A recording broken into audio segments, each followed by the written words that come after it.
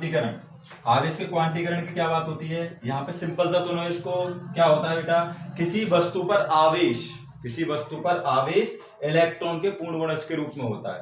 किसी वस्तु पर जो आवेश होता है वो क्या होता है, इलेक्ट्रॉन के पूर्ण गुणज के रूप में। अर्थात देखो, एक वस्तु से दूसरी वस्तु पर हमको आवेश देना है, तो आपने देखा होगा, आपने बहुत सारी रिएक्शन पढ़ी है बचपन से। जैसे सोडियम ने 1 दिया, यहां से कितना दिया बेटा, +1, और इतना ही किसने ग्रहण किया, Cl ने।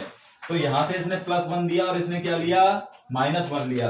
तो आपने जितनी भी कैलकुलेशन देखी होंगी, जितनी भी रिएक्शन देखी होंगी, आपने एक ही चीज देखी होगी कि इलेक्ट्रॉन होता है वो हमेशा कैसे जाता है, या तो +1 इलेक्ट्रॉन, या +2 इलेक्ट्रॉन, या -1 इलेक्ट्रॉन यदि कोई ग्रहण कर रहा है तो, या -2 इलेक्ट्रॉन। कभी भी इलेक्ट्रॉन को आपने ऐसे देखा है कि किसी वस्तु से, एक वस्तु से दूसरी वस्तु पर ऐसे चला गया 1.5 इलेक्ट्रॉन, 1.2 इलेक्ट्रॉन, ये संभव ही नहीं है। तो इसका मतलब क्या होता है, आवेश का क्वांटीकरण क्या कहता है कि जो किसी वस्तु पर आवेश होता है वो सदैव क्या होता है, इलेक्ट्रॉन के पूर्ण गुणज के रूप में।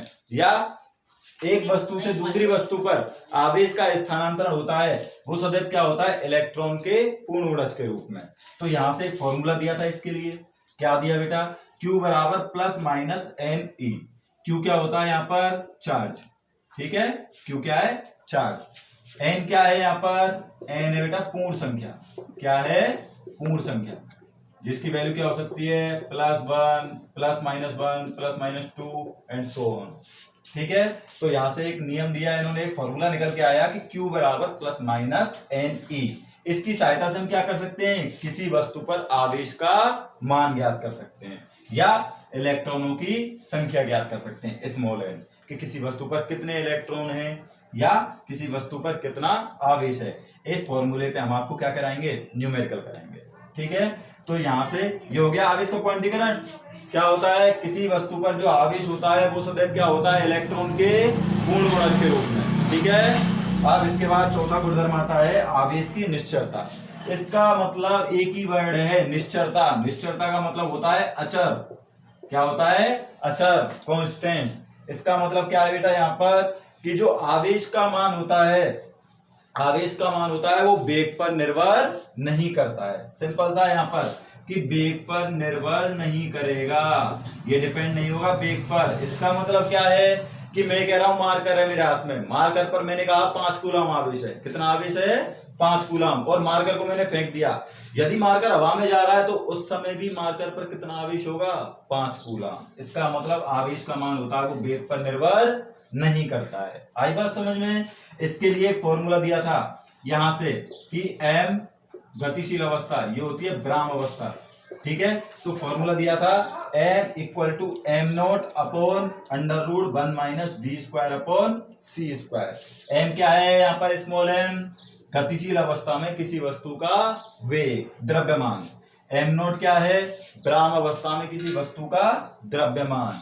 v क्या है यहाँ पर, वस्तु का वेग, और c क्या है यहाँ पर, प्रकाश का वेग। तो यहां से क्या कहा था, यदि आपको किसी वस्तु पर गतिशील अवस्था में आपको क्या निकालना है बेटा, यहां से गतिशील अवस्था में कि वस्तु का द्रव्यमान कितना होगा, तो यहां से आप इस फॉर्मूले से निकाल सकते हो। ब्राह्म अवस्था में तो आप सिंपल देख सकते हो कि ब्राह्म अवस्था में कितना है, तोल लिया आपने। अब गतिशील अवस्था में निकालना है तो इसके लिए क्या चाहिए आपको, वेग। प्रकाश का वेग आप जानते हो क्या होता है बेटा, c का मान क्या होता है, 3 × 10⁸ मीटर/सेकेंड। ठीक है, अब देखो मैंने बताया आपको 4 गुणधर्म हो गए। पहला आवेशों की योज्यता। आवेशों की योज्यता दोबारा सुन लो, क्या होता है, किसी भी निकाय का कुल आवेश उस निकाय में उपस्थित समस्त आवेशों के बीजगणितीय योग के बराबर होता है। दूसरा, आवेश का संरक्षण, कि किसी भी प्रक्रिया के दौरान या अभिक्रिया के दौरान जो आवेश होता है वो सदैव कैसा होता है, संरक्षित होता है।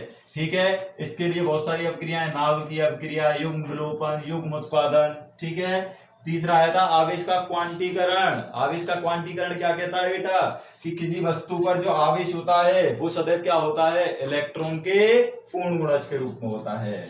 ठीक है, चौथा है आवेश की निश्चरता। आवेश की निश्चरता क्या होती है, कि आवेश का मान होता है वो वेग पर निर्भर नहीं करता है। ठीक है, यहाँ पर आपकी चारों गुणधर्म क्लियर। अब देखते हैं, यहाँ पे मैंने एक बताया था आपको एक क्वेश्चन क्वेश्चन देखते हैं इस फॉर्मूले पे, सिंपल सा क्वेश्चन था बेटा कि एक कूलाम में, क्वेश्चन है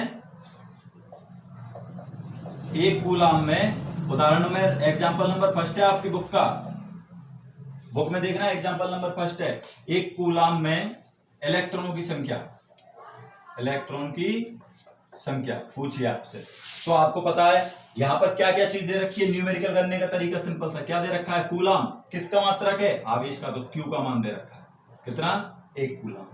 इलेक्ट्रॉनों की संख्या, इसका मतलब मैंने बताया था n क्या होती है यहाँ पे, स्मॉल n, इलेक्ट्रॉनों की संख्या, तो इलेक्ट्रॉनों की संख्या आपसे पूछी है। तीसरी चीज दी है फॉर्मूले में आपको E, तो E का मान तो आपको अच्छे से पता है कि इलेक्ट्रॉन पर आवेश कितना होता है, 1.6 × 10⁻⁻19 कूलाम।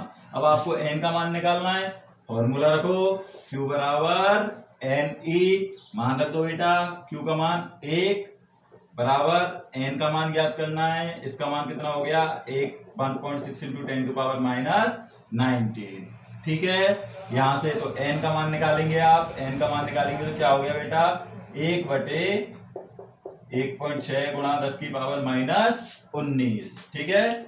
इसको सॉल्व करते हैं तो कितना आता है, 2.65 × 10⁻18 इलेक्ट्रॉन, ठीक है। हो गया सिंपल पहला क्वेश्चन।